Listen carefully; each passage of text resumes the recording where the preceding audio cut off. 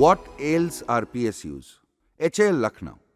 In June 1980, I was posted to Lucknow, a transfer I welcomed with quite satisfaction. While I had a slight twinge of regret at not being sent to more challenging areas like Leh or Andamans, I resolved to make the most of my new assignment. The work environment at a public sector undertaking was unfamiliar terrain for an Air Force officer, but I set myself a clear goal: to uphold the Air Force's reputation, ensuring that our flag would never falter under my watch. Experience had taught me a fundamental principle: face what you fear most, and you will find you can achieve anything. Setting a goal is the first step in transforming the intangible concept of success into something real and visible.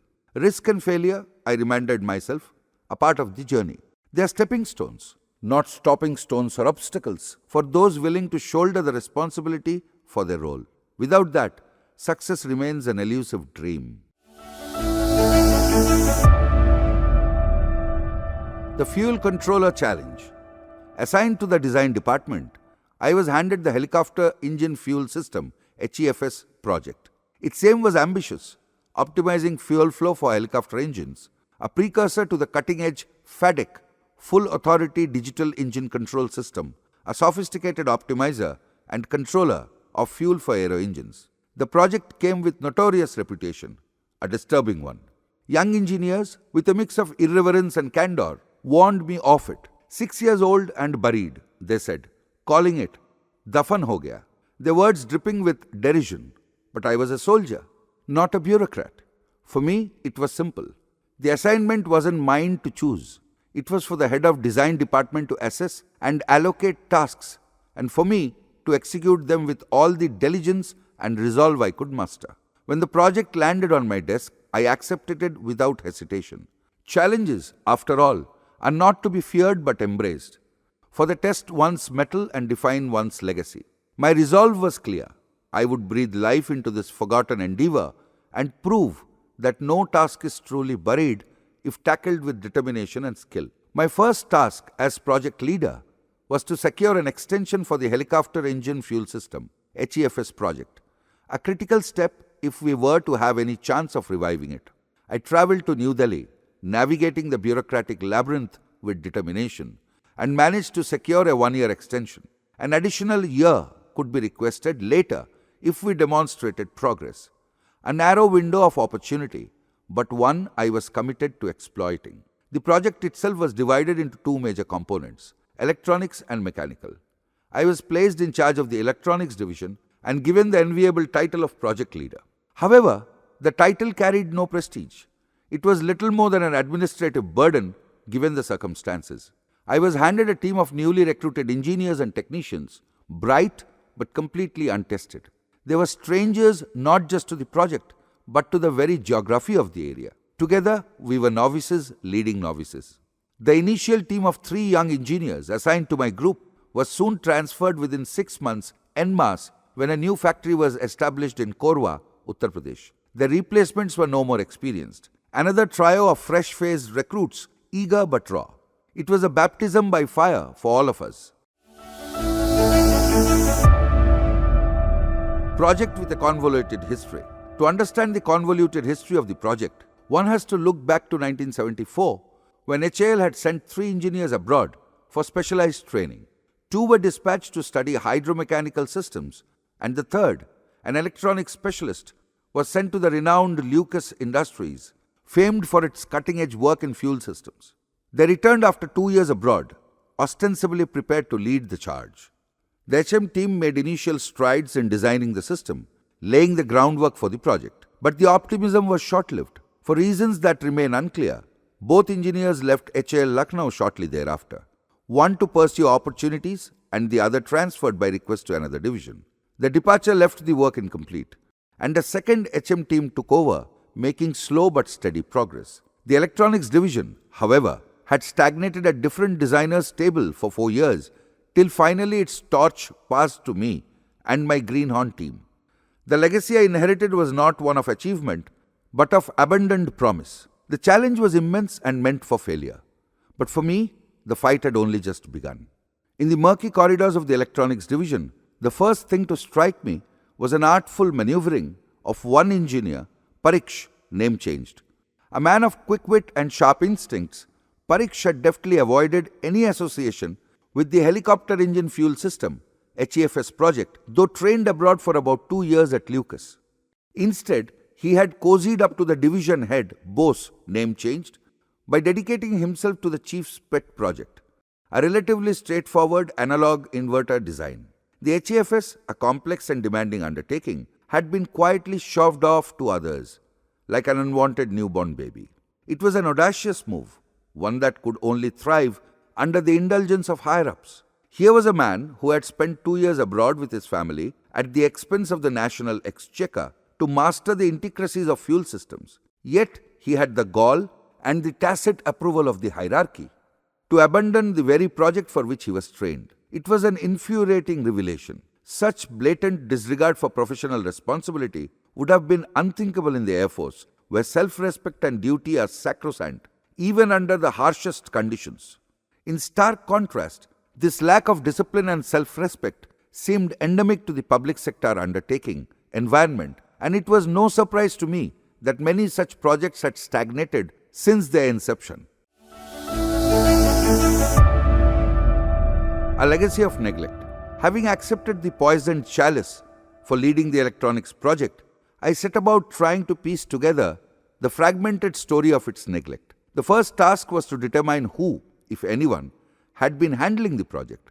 Predictably, my inquiries began with Parikh, who, in true bureaucratic fashion, pointed me towards another engineer, albeit with deliberate vagueness. What followed was a frustrating journey, flitting from one name to another, much like a bee moving from a flower to flower in search of nectar. Each engineer I approached had their own way of deflecting responsibility. Excuses ranged from prior commitments to vague suggestions that someone else had been the last to touch the project. It was a maddening exercise in futility, yet I persisted.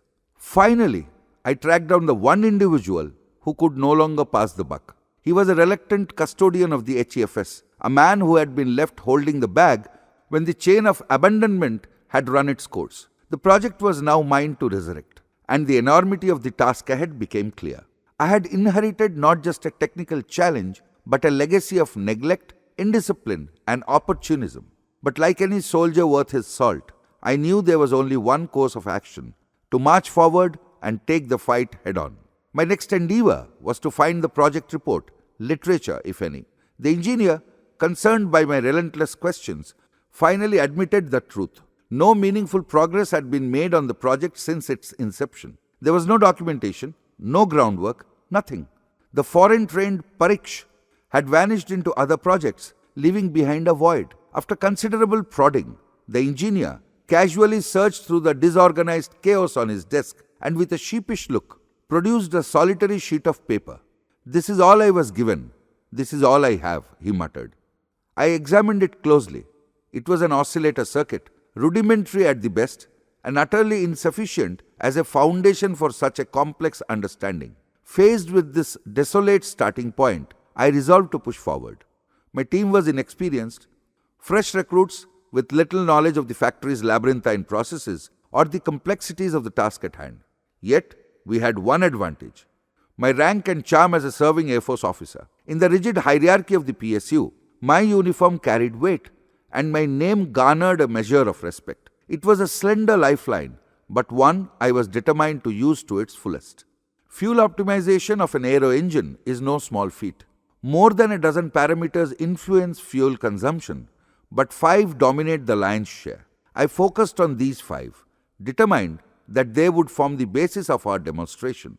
The logic was sound. If we could manipulate these critical parameters and achieve optimized fuel flow on a working rig, the project would prove its worth. The project took a pound of my flesh and caused me many sleepless nights for a good year or more. The work consumed me. It demanded my days, my nights, and very nearly my health. Pushed to the brink, my body rebelled. Pus-filled pouches formed beneath my feet, bursting and leading to infections that made walking an ordeal. The condition grew so dire that I was forced to request special permission to ride my scooter directly to the department, an unusual allowance in a factory where discipline was paramount. My mother, Amma, arrived to offer moral support, but her visit turned tragic when she slipped on the rain-slicked staircase and fractured her leg. She required hospitalization and weeks of recovery. It was a dark time, a perfect storm of professional and personal trials. Despite it all, I pressed on. Nights were sleepless, my mind turning over equations, schematics, and test protocols. The young engineers under my guidance grew in confidence, and slowly, painstakingly, the project took shape. A year passed, a grueling year that felt like a lifetime, but in the end, we prevailed. The system was integrated into a live fuel rig, a complex test apparatus designed to mimic real-world conditions. We demonstrated its efficacy by manipulating the 5 key parameters, achieving precisely the predetermined fuel flow rates. The proof was undeniable. The project, once written off as a failure, was alive, functional, and successful. It had cost me a pound of flesh, but it was a triumph nonetheless, a testament to perseverance, ingenuity, and sheer force of will. The demonstration of controlled fuel flow from the HAFS project became a crowning achievement for the Lucknow division. Once regarded as a moribund relic of bureaucratic inertia, the project now commanded the attention of visitors from across the globe. Delegations from foreign countries, defense laboratories, and even private aeronautical firms came to witness the precision with which the system manipulated fuel flow. It was clear my foreign observers had a hidden agenda to gauge the depth of our technical capabilities. Among the domestic bodies, interest surged as well. The Aircraft Development Authority, tasked with overseeing the Light Combat Aircraft LCA project, showed keen enthusiasm. The Gas Turbine Research Establishment, spearheading the development of Kaveri aero engines for the same platform, recognized the potential of the HEFS as a critical enabling technology. What had started as a forsaken undertaking had transformed into a symbol of technical achievement. Then came the ultimate test, a 14-member high-powered delegation comprising representatives from India's leading aeronautical institutions. It was a formidable lineup. The Directorate of Aeronautics, DAERO, the Directorate of Technical Development and Projects, DTD and P, AIR, Hindustan Aeronautics Limited, HAL, the National Aeronautics Lab, NAL, the GTRE, and the Defense Research and Development Organization, DRDO. Over 2 days, this expert panel subjected me to relentless questioning. Their inquiries were exacting, their demeanor clinical. Every aspect of the project, from its design to its implementation, was dissected. In the end, their verdict came like a shot of adrenaline. The team gave its clearance, a moment of triumph for my small, determined group of engineers. To breathe life into a project that had been all but buried and to earn the approval of such a prestigious assembly was an achievement that spoke volumes. For the Lucknow division, this success was a rare moment of glory, especially when contrasted with the fate of other projects under review. This was a project that was dead and drawn out of the coffin. Of the 4 or 5 initiatives presented to the high-powered board, only the HEFS project received the green light. The irony was not lost on me. The HEFS, a 6-year-old endeavor, long considered a failure, had not only been resurrected, but had emerged as the youngest of the lot, with less than 2 years of serious work under my leadership. Starting from the moment I secured the crucial extension from the Ministry of Defense, the project had been a gamble. But in the world of technical innovation, as in combat, calculated risks often mark the dividing line between mediocrity and success. And this was success of the highest order. Bureaucratic labyrinth. The director of DTD and P, AIR, a senior member of the evaluation committee, was visibly impressed with the HEFS project. Recognizing its potential, he immediately agreed to supporting its digitalization, a pivotal step forward. Anticipating this moment, I had already prepared a detailed proposal, complete with a budget estimate of Rs 45 lakh. With his backing, I swiftly submitted the proposal following the standard channels at HAL. But this was HAL, where bureaucratic labyrinths and personal politics often conspired to thwart progress.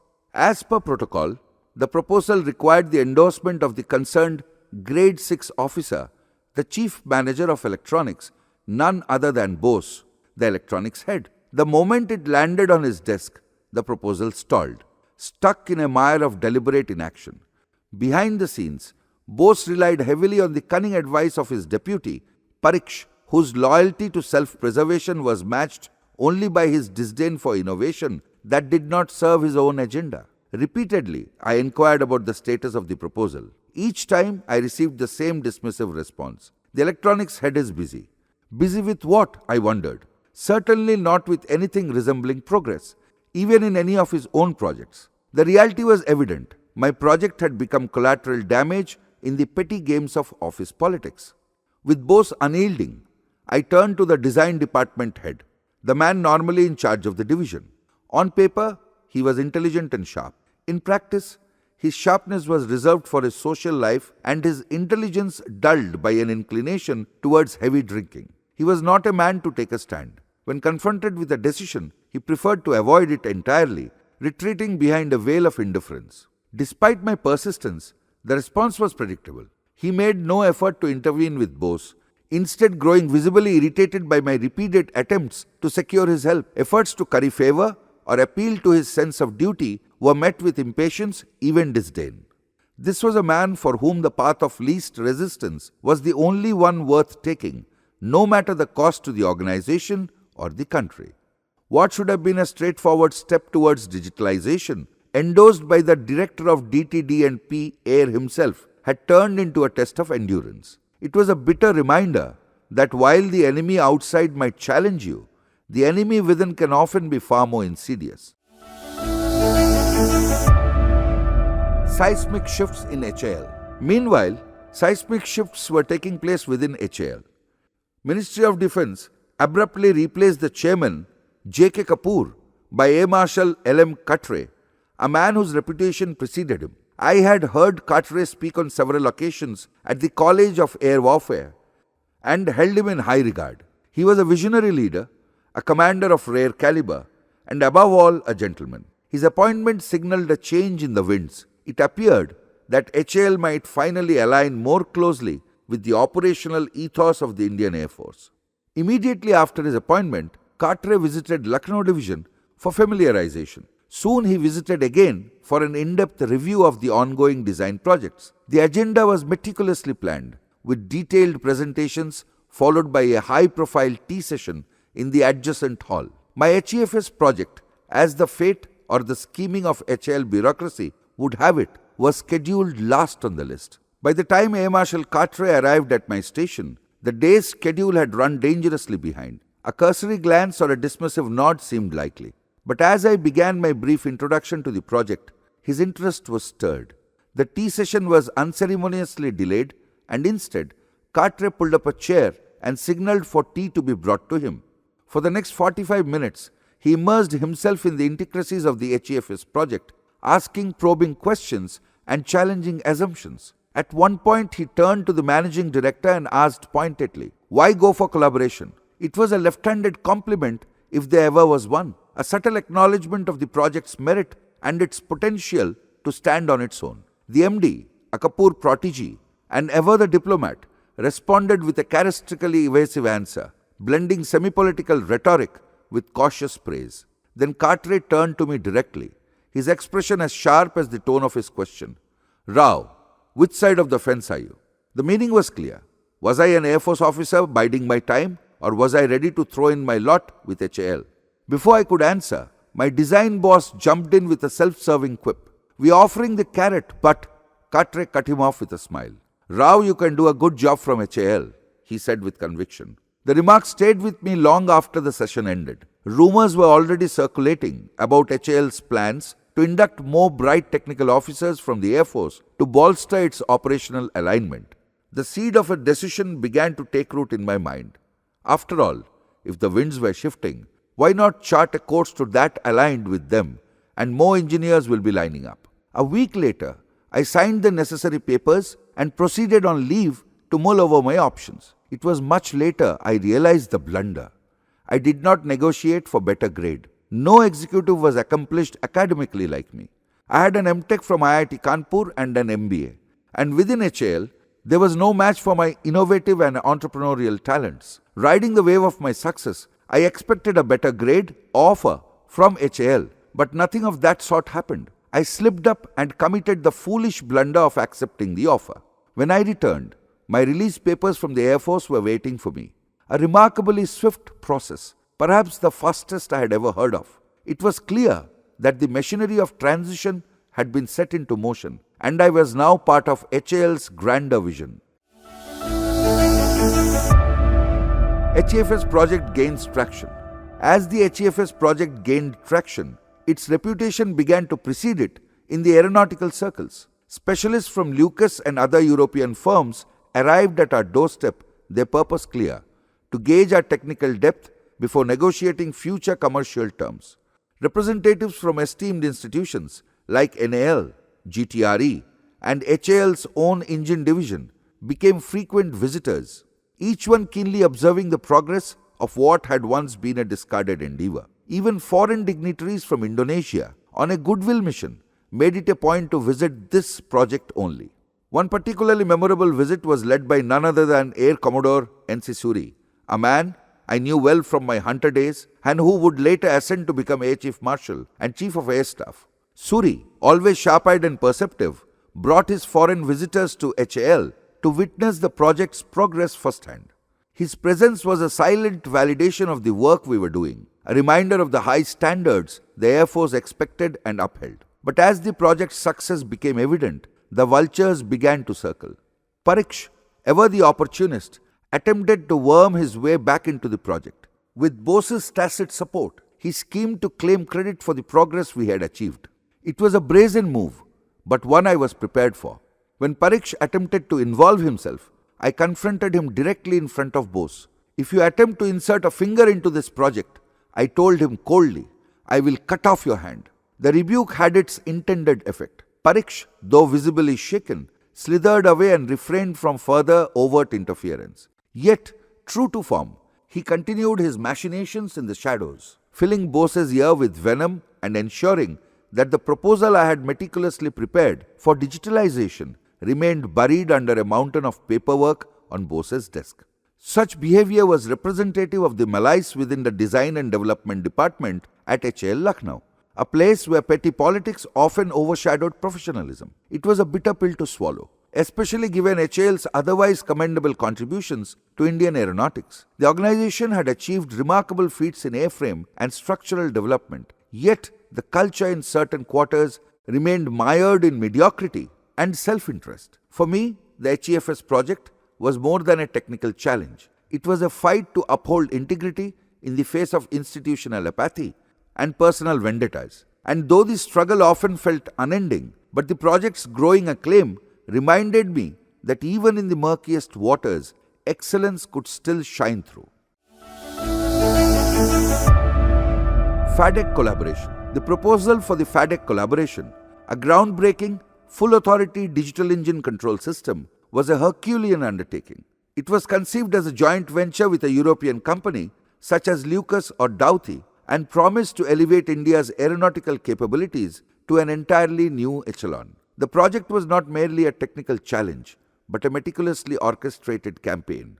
Much against the implicit resistance of Bose, the chief manager of the Design and Developments Department, my mechanical counterpart, and I emerged as the primary drivers of this ambitious venture.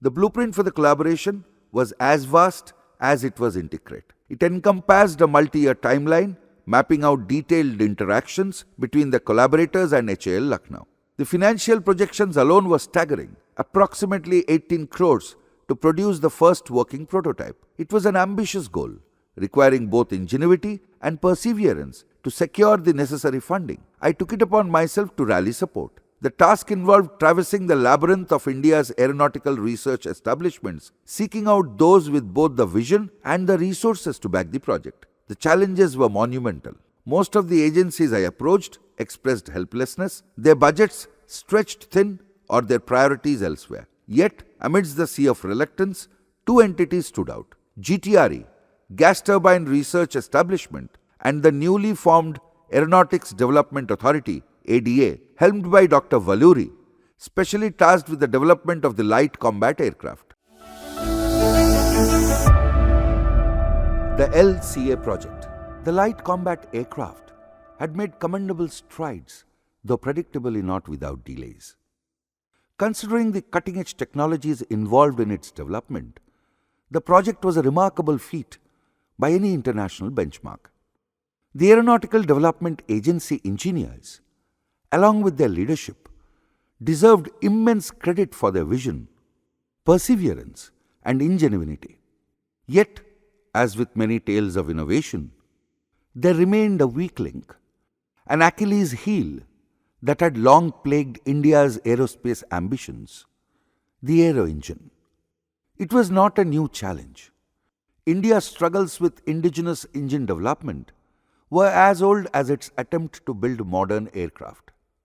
Decades earlier, the story of the HF-24 Maruth, India's first homegrown fighter jet, had been similarly blighted. Designed around a robust airframe created by Indian engineers, the aircraft's engine was meant to be developed through a joint venture with Egypt, a fellow member of the non-aligned movement. At that time, Egypt boasted developing an advanced aero engine factory that promised the capabilities needed to deliver on this critical component. Fate, however, had other plans. In 1967, during the Six-Day War, Israeli airstrikes reduced Egypt's engine facilities to rubble.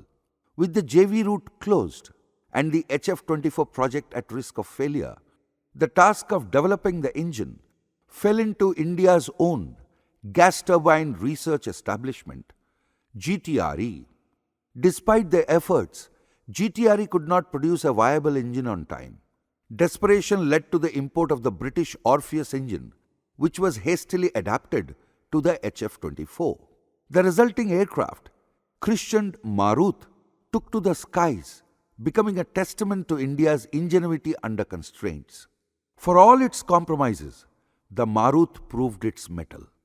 A squadron was formed, and the aircraft played a notable role in the Indo-Pak War of 1971, delivering solid performance despite its limitations. Yet, its development left a bittersweet legacy. While the airframe and design had showcased India's potential, the dependence on foreign engines underscored a chronic vulnerability. Decades later, as the LCA Tejas emerged as the successor to the Maruth, the same challenge loomed large. The Kaveri engine, a bold attempt at indigenization by GTRE, remained incomplete, its development marred by delays and technical hurdles. For the time being, the Tejas, like the Maruth before it, relied on an imported power plant, a bitter pill for a nation aspiring for self-reliance in defense technology. The saga of Indian aircraft development had become, in many ways, a study in contrasts, a testament to the brilliance of its engineers and the resilience of its institutions, yet also a stark reminder of the systematic gaps that had yet to be bridged. The LCA's success, though remarkable, carried the weight of unfinished business, a generational battle to master the art of aero engine development and finally sever the dependence on foreign suppliers, a fact repeatedly thrown at us. In the end, the true measure of progress would lie not just in the skies above, but in the workshops and laboratories where dreams of self-sufficiency were still being forged. The Tejas Light Combat Aircraft, LCA, began its journey with foreign-made engines, a necessity to get it off the ground for testing. Now these indigenously built marvels take to the skies, powered by GE Aero engines. Yet, the haunting truth remains: the development of a truly indigenous aero engine has proven elusive, almost as though cursed. While India has achieved groundbreaking successes in hypersonic aerospace vehicles, information technology, missiles, and spectacular space exploration, the aero engine remains an unbroken frontier, a glaring omission in an otherwise impressive resume. The promised supply and collaboration of the GE4 engine from the USA offers a long-awaited breakthrough in this critical area. I cannot help but wonder if this jinx will ever be lifted.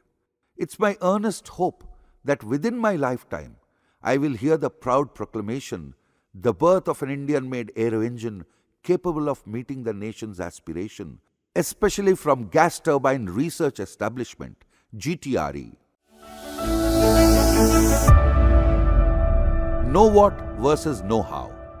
I recall an encounter that remains etched in my mind. Dr. Valluri, the esteemed founder-head of the Aeronautical Development Agency, ADA, visited HAL Lucknow and personally acknowledged the significance of the HEFS project. This project, which I had shepherded from near oblivion, had formed the foundation for the Full Authority Digital Engine Control, FADEC system. Valluri's praise was not mere formality. He complimented me profusely, emphasizing a crucial truth. The true breakthrough lies in the know what rather than the know how. His words crystallized what I had long suspected.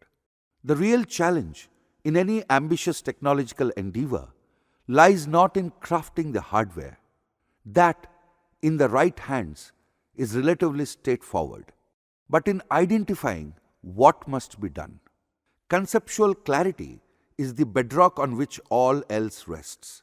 Once the what is determined, the how becomes a matter of engineering finesse, refining, updating, and economizing designs to meet the specifications of space, weight, and efficiency.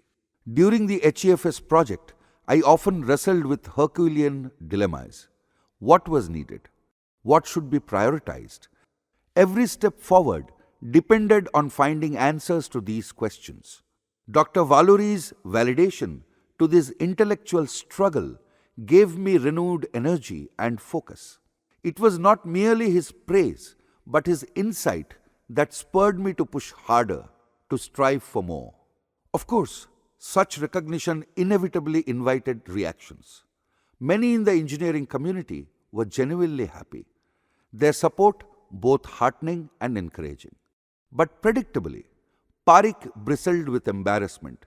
His failed attempts to hijack the project now exposed for all to see. Bose, as ever, nursed his resentment, his misplaced authority undermined by the growing prestige of the very project he had tried to stifle. In the grand theatre of Indian aeronautics, the aero engine remains our unfinished symphony. Its eventual triumph will not only signify technical self-reliance, but also mark the triumph of vision over inertia, determination over pettiness. It will be a testament to what India can achieve when the know what aligns with the know how. Until then, the skies may host our achievements, but the true victory lies on the ground, in the laboratories and workshops where the future of aviation waits to be forged. In the labyrinthine corridors of HAL, the air was thick with whispers of an incident that left Parikh and Bose squirming in discomfort. One of the young engineers, who had once worked under my guidance, now stationed at Korwa, had reached the limits of his patience. Vexed by incessant rebukes from the top brass for his group's lack of progress and bypassing his direct superior, a favorite of the general manager, the engineer made a bold declaration during a review meeting. "Sir," he said, his voice steady and unwavering, "give us Wing Commander N.S. Rao as our leader, and we will deliver results." The room fell silent, the words hanging in the air like an unsheathed blade. The top management and the GM were visibly taken aback. This revelation, passed to me by my senior manager, who had been present, was both a compliment and a vindication. It underscored the quiet impact I had made, despite the obstacles set by Parikh and Bose. Buoyed by Dr. Valluri's continued encouragement, I pressed forward with the FADEC project, navigating the intricate web of approvals and bureaucratic inertia. My efforts bore fruit as I secured an approval for an ambitious project, budgeted at 18 crore rupees, collaboration fee included. The negotiations themselves were a testament to our growing technical expertise. The collaboration fee was slashed by nearly 70%, a clear acknowledgement of the know what and know how my team had painstakingly cultivated. But with success came the inevitable jockeying for position. Like vultures circling a fresh kill, individuals maneuvered for prime assignments, particularly those involving coveted trips abroad. The Pyravis had picked speed slowly and steadily. Such opportunities were not merely professional accolades, they were lucrative ventures. Allowances from international postings were significant, and for many, these trips promised more than just technical insights. This phenomena had the silent approval of upper echelons, the unspoken quid pro quo, an open secret.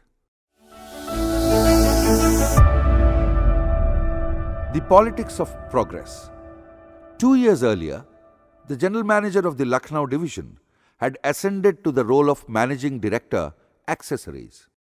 While the MD offices were traditionally housed at the corporate headquarters in Bangalore, this particular MD had jockeyed to have his office relocated to Lucknow, complete with a new building to match his elevated stature. This same MD, who had once been indifferent, if not overtly dismissive, now summoned me for a personal meeting. "Rao," he said, extending a congratulatory hand, "splendid work on the FADEC project." His praise, though welcome, caught me off guard. Just 2 years prior, this man had publicly chastised me during an informal review. "You have taken an extension for such a simple project," he had scoffed. "India fought and won a major war in 15 days. What he conveniently omitted in his critic was the fact that the project had languished for 4 years under his stewardship as GM of the division. Yet, I knew better than to challenge him. The boss, as the saying goes, is always right. That immutable truth, like gravity, remains a constant in every workplace hierarchy. Still, his shift in demeanor was telling. Success, it seemed, had a way of transforming even the most hostile critics into ardent admirers. For now, I accepted his compliments with a measured nod, storing the moment as yet another lesson in the art of navigating the politics of progress. Kotia culture. The meeting with the MD, A, began with pleasantries and a cup of tea, but as we spoke, his true intentions began to emerge like a predator stalking his prey. He leaned in, adopting the tone of an old comrade. "Rao," he said, invoking the shared history of Air Force brotherhood, he himself a retired wing commander, "I need your support. Production is struggling and we could use someone with your organizational discipline." It was an appeal to loyalty, but beneath the veneer of camaraderie lay the calculated maneuvering of a man with an agenda. What he truly sought, I realized, was not an expertise, but my removal from the FADEC project.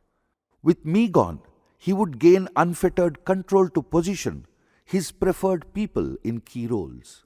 The decision, of course, was couched in terms of necessity, even opportunity. I was to be transferred from the FADEC project to head the production control and support department, the PCS department, in the mechanical factory. It was a move that stripped me of my moral and ethical authority I had built through my contributions to FADEC, from securing the critical extension to negotiating approvals and sponsorships. The project had been my brainchild, a testament to my perseverance, but now it was being handed over like a prize to be distributed among the MD's chosen few. This episode laid bare a pervasive truth about the culture in some public sector undertakings, PSUs. These organizations, ostensibly established for national progress, often functioned as private fiefdoms.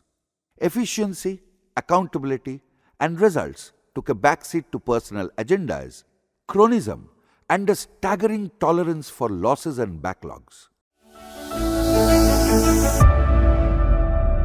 Production control and support. In the PCS department, my new role required overseeing production coordination, from planning to dispatch, ensuring all departments worked in sync. It demanded more organizational acumen than technical expertise, but also required unwavering support from the top, something rarely given freely in Lucknow HAL, Lucknow's entrenched culture.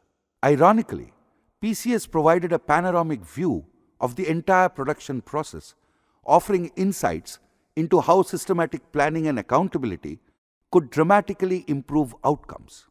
Yet, such ideals clashed with the reality of HAL Lucknow's work culture. a morass of inefficiency and resistance to change.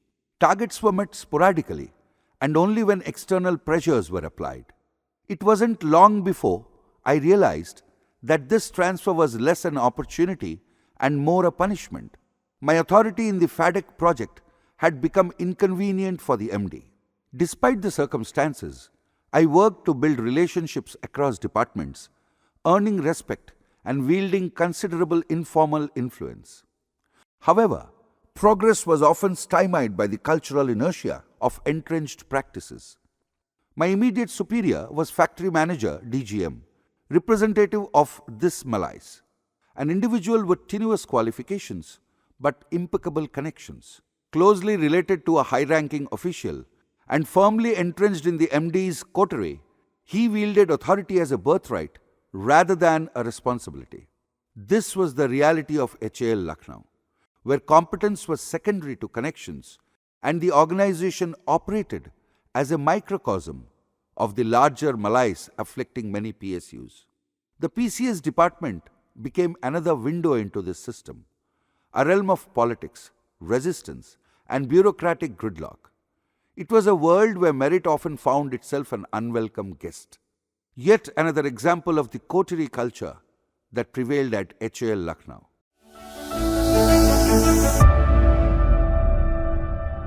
Profit Center Head. Recognizing the mounting friction between myself and the DGM, the AGM, Factory Head, handed me the reins of the Non-Standard Equipment Manufacturing Section, NSEMS, a domain that was as intriguing as it was challenging. The transfer came quietly but decisively, orchestrated with the precision of a chess move by the Mechanical Factory's Additional General Manager, AGM, himself a retired wing commander. It was also the AGM's cherished project, his pet experiment, and one he trusted few to oversee. NSEMS was a self-contained operation, a mini factory within the larger labyrinth of HAL. It was tasked with manufacturing an entire gamut of ground support and role-specific equipment, trolleys, testers, test rigs, and more. The department handled every stage of the process, from conceptualization, design, and pricing to tendering, purchasing, assembly, testing, quality assurance, and dispatch. Some components were sourced externally, while others were manufactured in-house or contracted to outside vendors. The level of autonomy was exhilarating, and the work itself stimulating. A perfect blend of design, development, and hands-on engineering. Not surprisingly, the appointment carried significant clout. It came with financial and purchasing authority that made it the envy of many colleagues whose jealousy simmered just below the surface. It was clear this was a coveted role, and their envious glances served as a constant reminder of the weight of responsibility that now rested on my shoulders. The AGM was a man of boundless enthusiasm and creativity with a remarkable talent for innovation.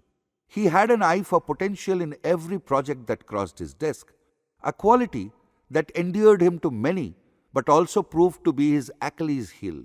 New ideas captivated him entirely, leaving older initiatives to languish in neglect.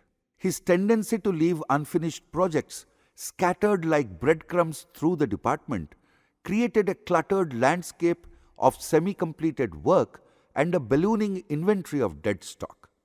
This inefficiency did not escape the notice of the GM, who had grown increasingly concerned. The GM made it clear that clearing the backlog of languishing projects was a priority. For me, the directive was an opportunity. Pending tasks, be they projects or inventory, was anathema to my working style.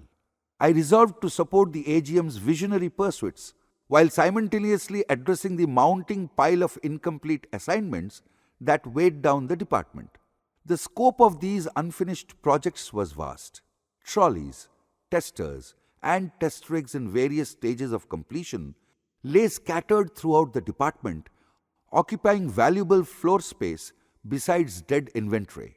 Some of the projects were trolleys, GPU alert trolley, hydraulic trolley, air conditioning trolley, testers, entire range of testers for Jaguar aircraft miscellaneous equipment, test rigs, hydraulics power stations, test rigs pneumatic stations, fuel test rig for HAL Aero Engine Factory, Sonabeda, Orissa, heavy vehicles factory, brake discs, brake pads, Pratap tractors, hydraulic pump, control valve, MMDC, few items.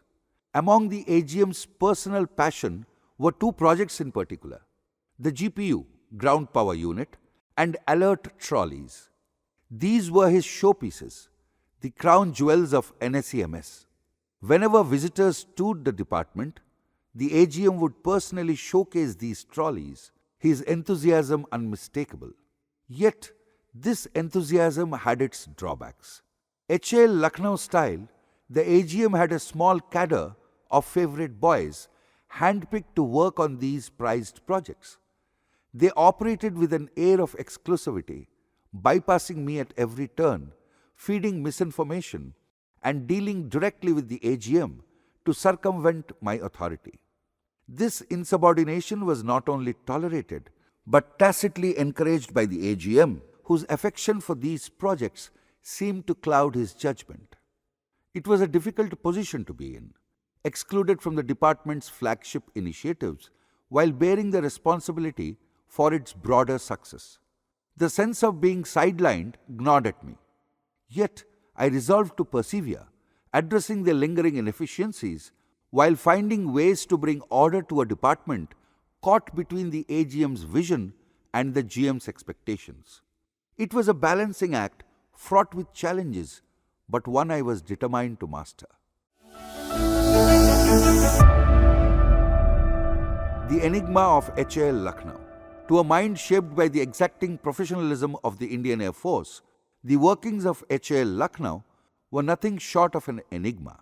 In the Air Force, responsibility and accountability were ingrained from the very first day. Tasks were often assigned before a new officer even set foot in their posting, with clear expectations and unwavering oversight. In HAL, however, the atmosphere was markedly different. A tangle of professional fiefdoms, unspoken hierarchies, and a work culture that encouraged personalized loyalties over efficiency. Here in Lucknow, personal relationships cut across and bypassed official levels. I thought deeply about it and arrived at the conclusion that this was the prevailing culture of the division, if not the generic culture of public sector undertakings. Employees in general and workers in particular were settled in one place for their working life. Their jobs were transferable only within a division, at worst, and certainly not to different divisions or different locations.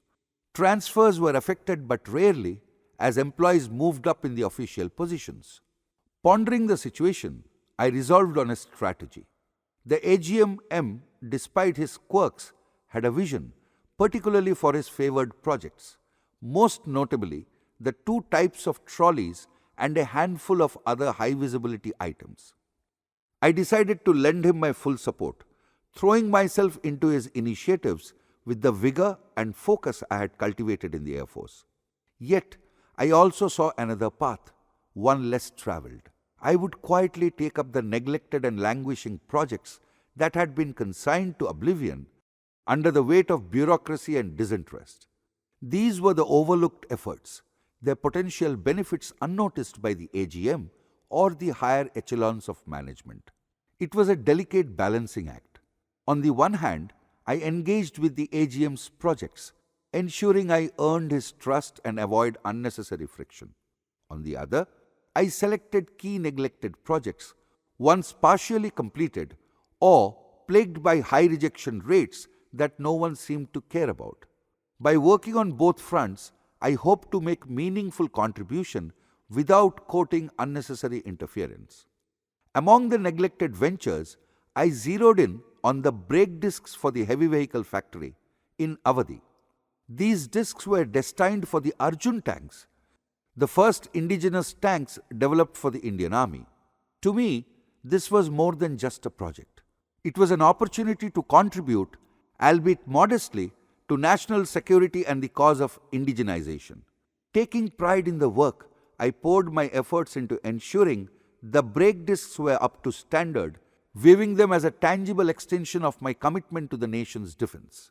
Another project that captured my attention revolved around the Pratap tractors, specifically their control valves and hydraulic pumps. These components, essential to the tractor's functionality, had been left to languish like so many other undertakings. Yet, with the right focus and determination, I believed they could be salvaged and brought to fruition. In tandem with these, I also pursued the fuel test rig for the aero engine factory at Sunabeda, Odisha, along with a series of other test rigs that had been long neglected. Each project presented its own unique challenges, but they also offered a chance to reduce dead inventory and demonstrate the tangible value of proactive leadership. Starting with the brake discs, I felt a renewed sense of purpose. Each challenge tackled was another step towards restoring order amidst the chaos. Each completed project was a statement, a refusal to accept inertia and mediocrity as the default. This was not just about engineering, it was about proving, both to myself and to those around me, that even in the most challenging environments, professionalism and dedication could prevail. Raw brake discs were supplied by the HVF Avadi. At HAL Lucknow, a few engineering activities such as grinding, electroplating, and finally buffing were done. But rejections were very high, mostly due to electroplating. The senior manager in charge of the process shop was quite a nice person, but a habitual cribber and far too casual to the extent of being callous about his work. Surely, accountability should be considered an important, if not a critical criteria for evaluating the performance in PSUs. A lesson in integrity and gratitude. Having endured the unprofessional chaos that marked the working culture at HAL Lucknow, I resolved to explore alternative, especially for electroplating operations, an area riddled with inefficiencies. My search was neither swift nor simple. It required persistence and a wide-ranging effort. Eventually, I stumbled upon a small firm in Kanpur, owned by the Tandon brothers. Their operation appeared promising, so I decided to test the waters. I gave them 5 pieces as a trial. To everyone's astonishment, mine included, all 5 pieces returned without a single rejection by our quality control department. The flawless work caught their attention as much as it did ours. Encouraged, I asked for a quote, and here came the shock. Rupees 950 per piece. It was an absurdly high figure. By my calculations, including a reasonable 15% margin, the cost should have been no more than Rs 360 per piece. I saw no point in wasting time negotiating such an inflated offer. Instead, I communicated politely but firmly that the rates were unacceptably high. After 15 days, the younger Tandon brother, the technical mind behind their operation, came to meet me. He was forthright and remarkably candid. "Sir," he said, "your estimates are on dot. You give me whatever you think is fair. I will accept." His humility impressed me, and I decided to take a calculated risk. I offered Rs 360 per piece for a batch of 20, to which he readily agreed. In just 3 days, the finished pieces were returned, with 19 clearing QC without issue. A feat that left even our inspectors surprised. The lone reject piece was replaced without any fuss. We formalized an agreement. Rs 360 per piece for the first 100 pieces or 6 months, which came first, with a price review afterwards. I knew their work was worth closer to Rs 450 per piece. But the initial agreement was a deliberate strategy to secure a mutually beneficial partnership. Compared to the in-house cost of Rs 2,000 per piece, not to mention the delays, correspondence, and sheer aggravation of managing the internal process, this deal was a revelation. 6 months later, true to my word, I raised their rate to Rs 450 per piece. By then, the arrangement had proven invaluable, saving us significant costs and smoothing production timelines. However, as is the nature of bureaucratic enterprises, my role shifted and I was eventually transferred out of the department. By the time I left HAL in 1997, the partnership had flourished. Years later, while waiting at New Delhi airport, I encountered the younger Tandon brother quite by chance. Prosperity had evidently smiled upon him.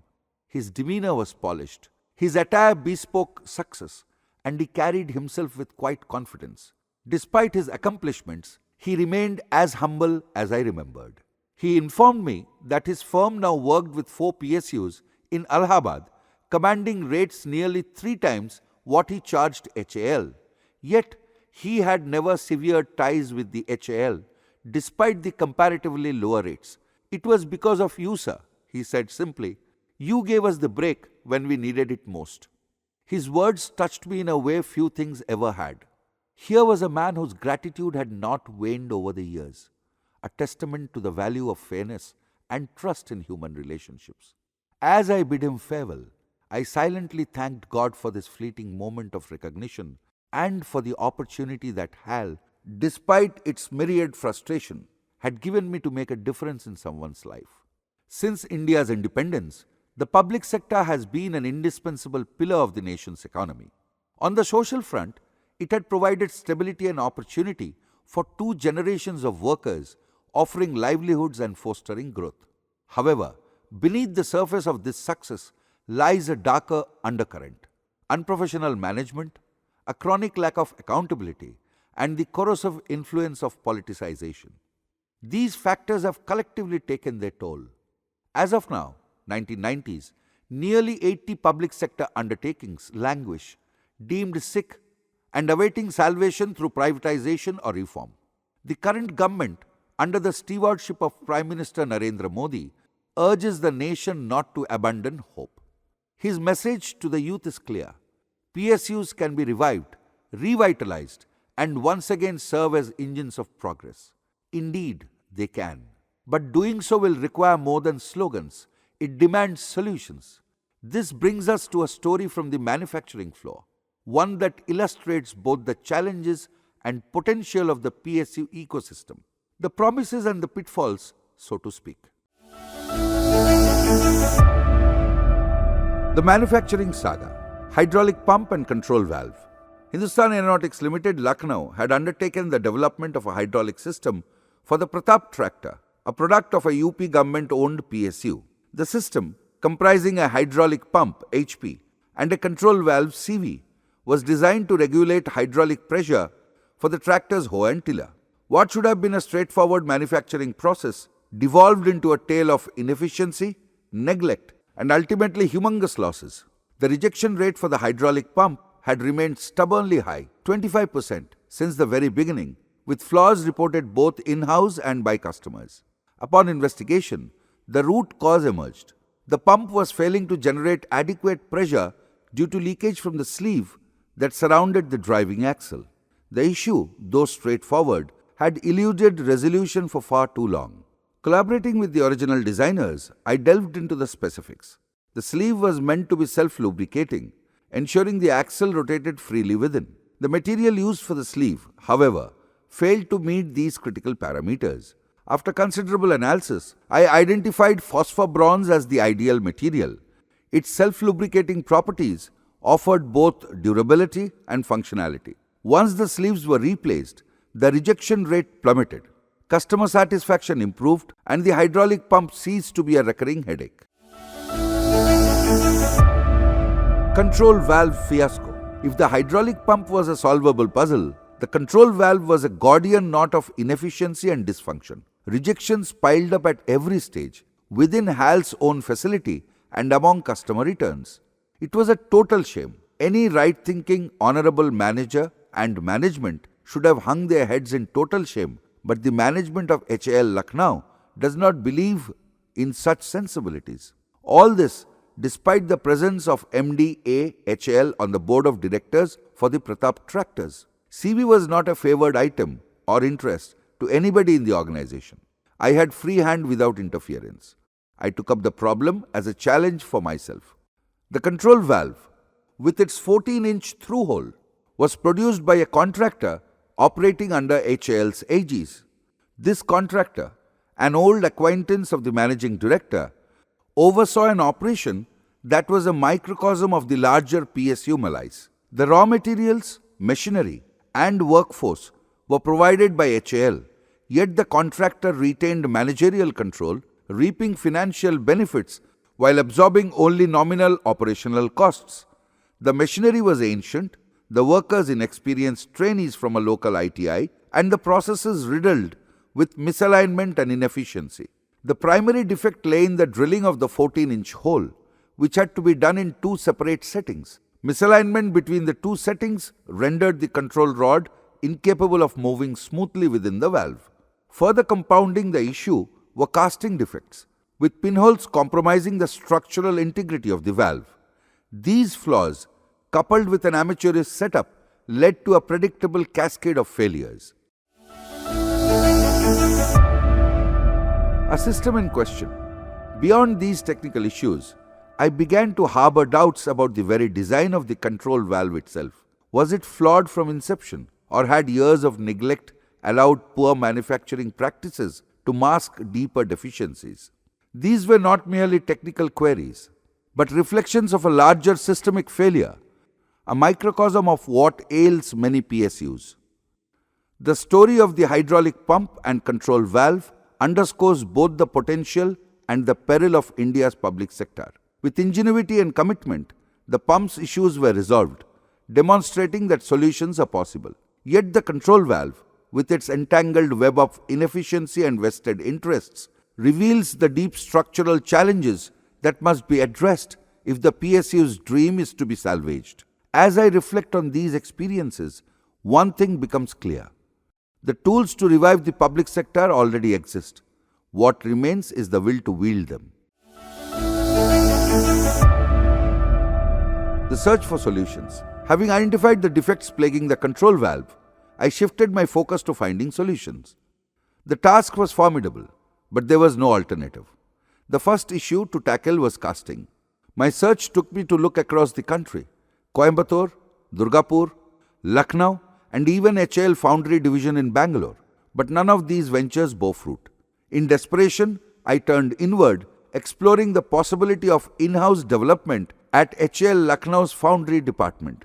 Two Sikh gentlemen from the foundry, brimming with enthusiasm and a commendable work ethic, stepped forward. Their dedication was extraordinary, often working late hours to support the effort. I managed to procure green sand for casting, a critical but elusive resource. Despite our collective determination, the results were far from perfect. The success rate improved, but a flawless outcome remained elusive. It was a partial victory, though far from the decisive solution I sought.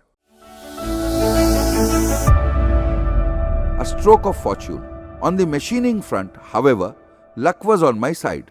By sheer chance, I encountered Mr. Yadav, a retired employee of the Diesel Loco Works, DLW, Varanasi. He was an elderly gentleman in his 60s, a skilled craftsman with an impeccable understanding of his trade but almost no commercial acumen, typical of the old school technicians of his era. Actually, Mr. Yadav initially approached me with a minor request, a marginal rate increase for supplying phosphor bronze sleeves. While reviewing his proposal, I stumbled upon an intriguing detail. The favored contractor, well connected to our managing director, had been supplying control valve components at nearly 3 times the rate Mr. Yadav proposed, yet delivering substandard quality. It was an eye-opener. Why not give a fair rate to improve productivity and increase production instead of exploiting the gullible and simple technician under the guise of saving government or PSU's exchequer? What saving anyway, with such shameful rejections? I got a good feel of his engineering workmanship, the potential which could stretch to other subcontracting jobs. I saw an opportunity to incentivize excellence. I approved Mr. Yadav's request, offering him a 15% increase over his quoted rate, a small price for quality and integrity. Mr. Yadav was visibly elated, his gratitude palpable. In him, I saw the embodiment of a bygone era, a simple, honest professional valuing craftsmanship over profit. A technician's gamble. What came next was entirely unexpected. Mr. Yadav, emboldened by our agreement, volunteered to machine the control valves themselves. He requested 20 castings to begin with. which I issued without hesitation. 25 days later, he returned with 15 perfectly machined pieces and 5 rejects. His apology for returning with 5 defective units, which he offered to compensate from his own pocket, a level of integrity rarely seen. The good pieces, however, told a different story. They passed quality control with flying colors, much to everyone's delight. I promptly placed a larger order. Mr. Yadav, ever resourceful, revealed that he had designed and developed dedicated jig to machine the control valves in a single setting, a solution that eliminated the alignment issues plaguing our production line. What's more, he had developed the jig entirely at his own expense, dipping into his modest savings to perfect the process. Mr. Yadav was a rare man indeed, a technician turned technocrat whose values belonged to a time when pride in one's work mattered more than profit margins. His innovation and dedication did more than just solve a technical problem. They reaffirmed the enduring value of integrity, skill, and professionalism in an environment increasingly overshadowed by politics and personal agendas. In him, I saw a glimmer of hope for what the public sector could still achieve. It wasn't just about fixing a control valve. It was about proving that excellence, even in a flawed system, was possible. It was about utilizing the private technocrat's knowledge and talents. With the casting and machining hurdles under control, I turned my attention to the design. It was the final frontier. After a meticulous study involving in-depth discussions with both my department and the original designers, I implemented a few minor yet effective modifications. The most notable was the inclusion of a small reservoir to accommodate hydraulic surges due to thermal expansion and mitigate issues arising from pinholes. The changes proved fruitful. With the new design, the control valve's rejection rate began to decline suddenly. Confidence surged. This was a battle I was winning. The 400 Hz alternator, a forgotten opportunity.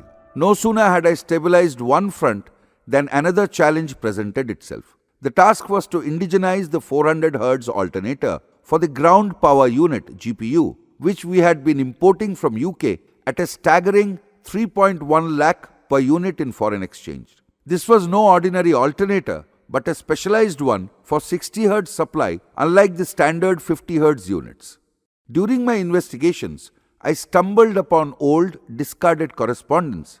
Among the neglected files was an offer from a Maharashtra-based company to manufacture 400 Hz alternators domestically. The offer had been shelved and forgotten. Intrigued, I unearthed an alternator from their initial trials, an artifact of neglect lying in abysmal condition. My inspection confirmed the worst. The unit was beyond repair. I reached out to the Pune-based company, and to my surprise, they responded promptly. Within 3 days, the representatives were at my office, eager to discuss the project. They committed to delivering a fresh alternator within a month, a timeline that hinted at both their competence and desperation. True to their word, they delivered the unit, and we rigged it for a trial run. Initial results were promising, but hysteresis losses were unacceptably high. The Pune company's R&D team arrived post-haste for further trials. After rigorous testing, they concurred with our findings. The stator and rotor cores required better materials. Their willingness to acknowledge and incorporate our feedback was refreshing. Within a month, they promised a revised alternator free of the identified flaws. In parallel, we discussed commercial terms. The arrangement was a win-win. For the first 100 units or an 18-month period, whichever came first, the price would be pegged at a mere 30,000 rupees per unit. This trial phase allowed both parties to fine-tune the product and streamline production. Afterwards, the price would rise to 63,000 per unit for a batch of 500 or a 5-year period. Even at the higher price, this was a fraction of the cost of the UK imports, about rupees 3.1 lakh per piece in precious foreign exchange, and this would shoot up further with inflation of foreign exchange rate. So we were not only saving precious foreign exchange, but also reducing dependency on foreign suppliers. More importantly, this would be a 100% indigenous and made in India product that would be available to us at short notice with nil gestation period. This arrangement would enable maintain very small inventory. I could not have asked for more. The prospect was electrifying. A successful indigenous alternator would not only meet HAL's needs, but could also tap into international export markets. For us, it was a matter of national pride. HAL would stand at the front of a breakthrough in Indian manufacturing. Sabotage in the ranks. Good news travels fast, but bad news travels faster and at least one step ahead. And so it was with this project. But as optimism spread, so did resistance. A messenger, a chief manager, delivered a curious directive from the managing director. Place an order for 200 alternators with the British supplier. The cost, a staggering 6.3 crore in foreign exchange. The rationale baffled me. At 6 GPUs per month, 200 alternators would suffice for over 2 years, creating heaps of dead inventories, something we could ill afford. Meanwhile, the Indian company, eager and capable, could meet our needs within 6 months, ensuring just-in-time supply. To placate the MD, while safeguarding HAL's interests, I compromised, authorizing an order for only 40 units. The message was duly relayed back through the same messenger. The fallout. The MD bided his time. His vengeance was methodical. The elevation of our additional GM to GM status and his subsequent transfer to Bangalore marked the turning point. His replacement, the new AGM, was more playable.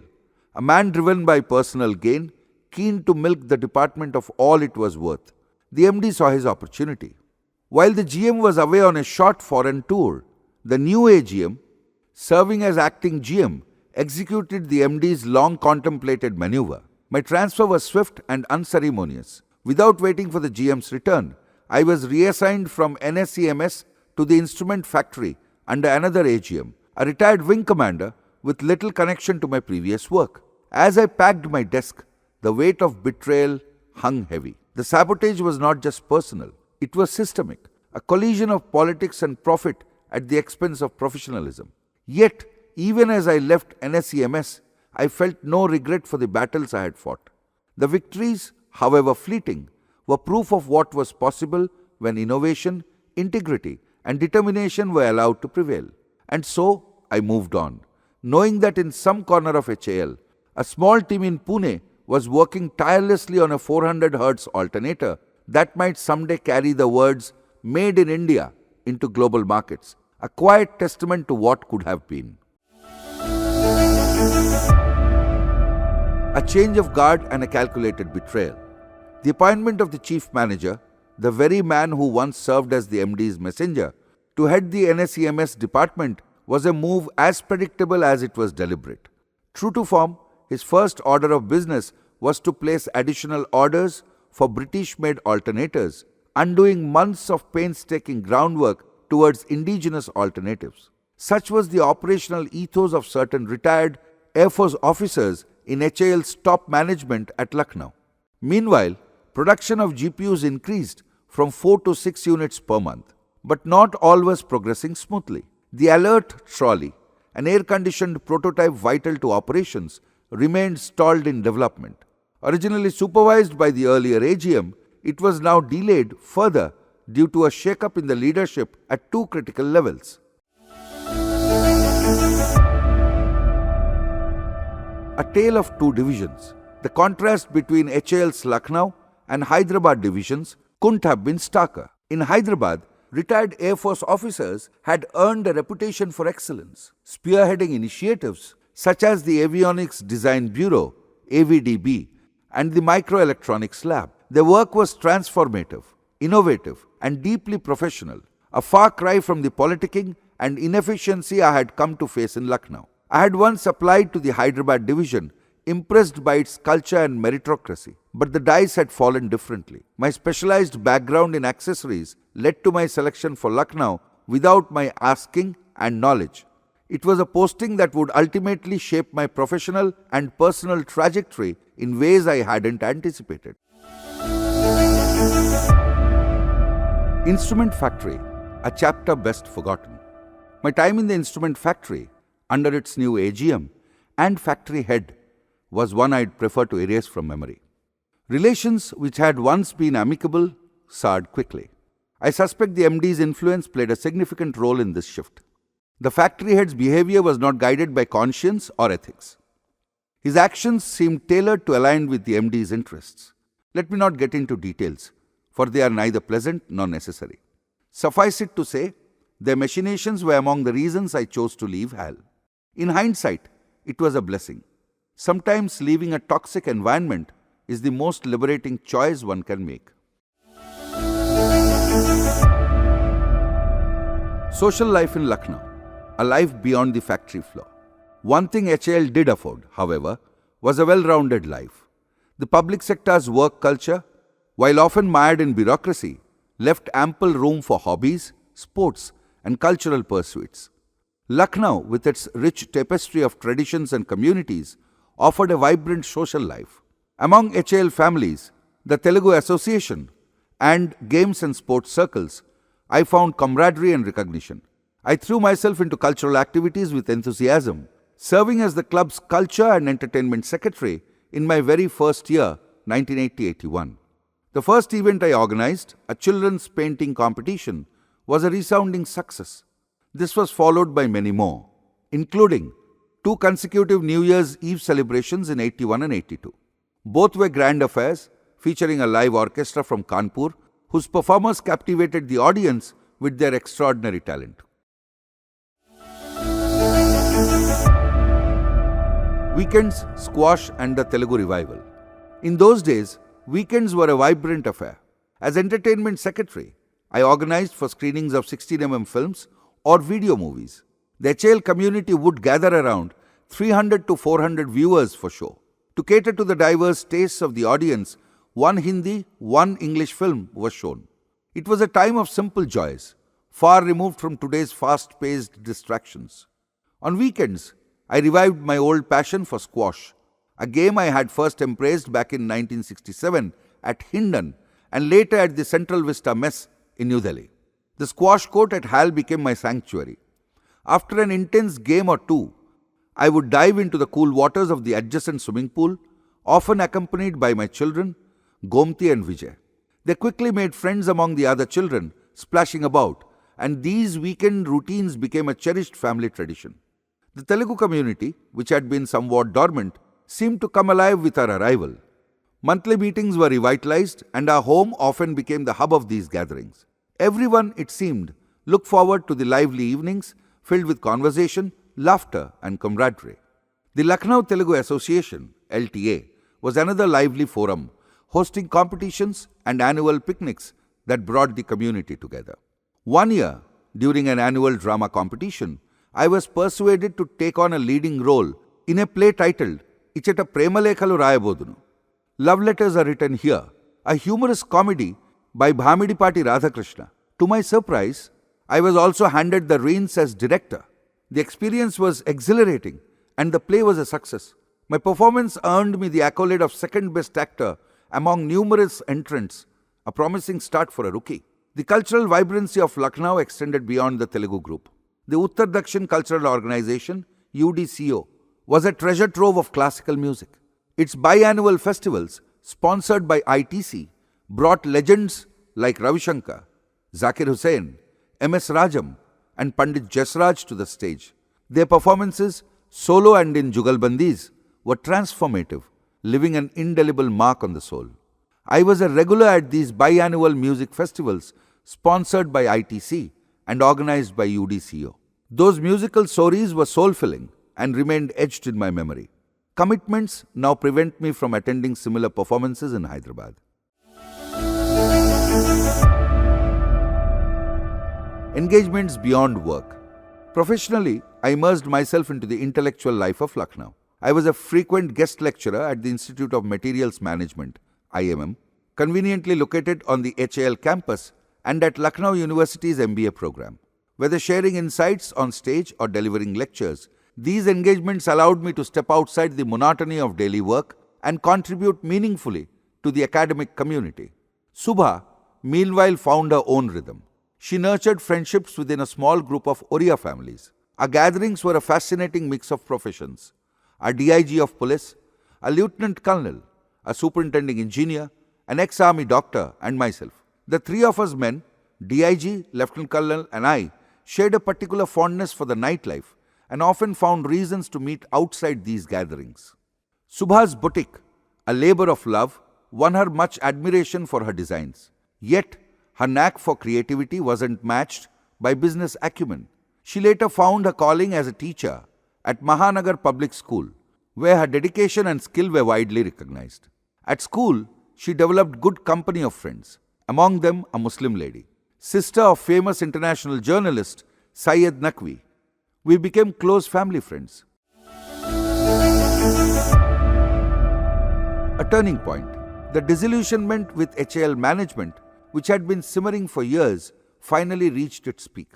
Without the aid of official channels, I began exploring opportunities in both the public and private sectors. Companies like HCL reached out, but negotiations often stumbled over my insistence on a senior designation. Eventually, I was offered the role of President and Chief Executive at an NRI firm based in New Delhi. It was the change I had been seeking, a chance to chart a new course, leaving behind the frustrations of HAL for an opportunity filled with promise. With a mix of nostalgia and relief, we bid farewell to Lucknow. Its vibrant community and cultural richness would forever hold a special place in our hearts, even as we move towards new challenges and horizons. Farewell. The farewell from the A&T Instrument Factory was the predictable formal affair, polite words, handshakes, and the requisite goodbyes. But it was the separate farewell from my team at NSEMS that struck a deeper chord. These were people who had worked alongside me, not just as subordinates, but as comrades, sharing the same challenges and aspirations. They gifted me a memento of Gita Updesh, its craftsmanship and symbolism resonating with its own principle. To this day, it remains one of my most treasured possessions. For all its trials, Lucknow had been a profound chapter in our lives, both professionally and socially. The city tested us, taught us, and gave us memories that we cherish even now. Years later, on a return journey from the Mahakumbh Mela, I decided to revisit Lucknow. Almost 3 decades had passed since we had left, and yet the city welcomed me as though no time had elapsed. Familiar faces, some retired, others settled in colonies I had once helped them procure, came forward to greet me. Their warmth and genuine affection reminded me of the bonds forged during our time there. But the joy of reunion was tempered by shock. I visited both the FADEC and NSEMS departments, only to find them in a state of utter neglect. What had once been symbols of promise and progress now lay in ruins, disintegrated, forgotten, and reduced to shadows of their former selves. It was a sobering moment, one that made me question what had gone so wrong at HAL Lucknow. Over the years, I have come to believe that leadership, especially in challenging environments, demands a delicate balance of fairness, firmness, and generosity in personal dealings.